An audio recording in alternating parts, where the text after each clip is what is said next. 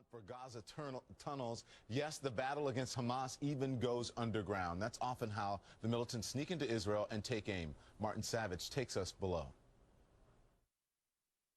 Israel considers tunnels like these such a threat, it has continued working to destroy them even during the ceasefire.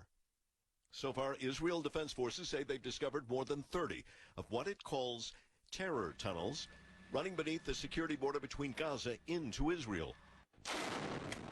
Finding and demolishing them has been one of the primary stated reasons for Israeli troops going into Gaza on the ground, since hitting them from the air wasn't effective. Just how dangerous the tunnels can be is demonstrated in this Israeli military video said to show Hamas militants firing on IDF soldiers on the Israeli side of the border after emerging from 2 tunnels. 4 soldiers were killed in this attack. The militants were killed by an airstrike. This is another tunnel the military says Hamas intended to use to attack Israel. It reportedly runs for 3 kilometers, or close to 1.5 miles underground, before emerging on the Israeli side near the farming community of Nirim.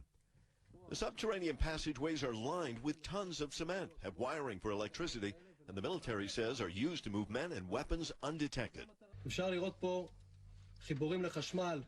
You can see the high-voltage electric lines here, the soldier says. It makes it possible to operate powerful machinery like these winches to pull heavy carts. The IDF says some of the fiercest fighting in Gaza has been around tunnel entrances, as Hamas tries to defend and keep them. Destroying them can be just as difficult as their capture. Israeli engineers carry out the time-consuming work, often under fire, using earth movers or carefully placed explosives. Israel believes there are still more underground passages like these to be found, and says its military operation in Gaza will not be complete until its soldiers literally reach the light at the end of the last tunnel. Martin Savage, CNN, Jerusalem. All right, Martin, thank you very much. We're going to have more on our breaking news now. In about an hour from now, the UN Security Council is going to hold an emergency meeting on the Mideast crisis. Our senior United Nations correspondent, Richard Roth, is on top of it on the phone with the very latest information. So, Richard, before we get out of here, put into context for us what we can expect to hear in just a couple minutes.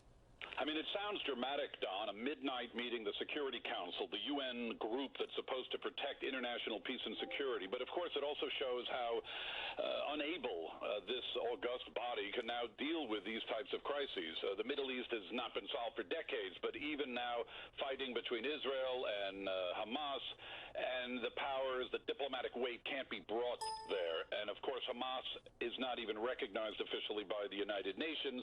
It's a different type of situation, not the type the UN was totally set up for. This statement notes what it calls the deepening deterioration in the situation in Gaza, the loss of civilian lives and casualties, and the Security Council calls for UN facilities such as the schools in Gaza to be respected. Back to you, Don. Yeah, because that school in Gaza was hit just last week on Thursday, Richard, and Israel is saying that it was from an errant rocket, that they, didn't intend to hit the school. They're claiming, hey, listen, there are injuries, but are saying there are no deaths. Not sure if that's going to be addressed tonight, right? Unlikely, unless someone makes an individual speech. We don't have an independent report yet, even on the findings, but the UN is unhappy with what Israel said regarding this video they produced. All right, Richard Roth. Richard, thank you very much.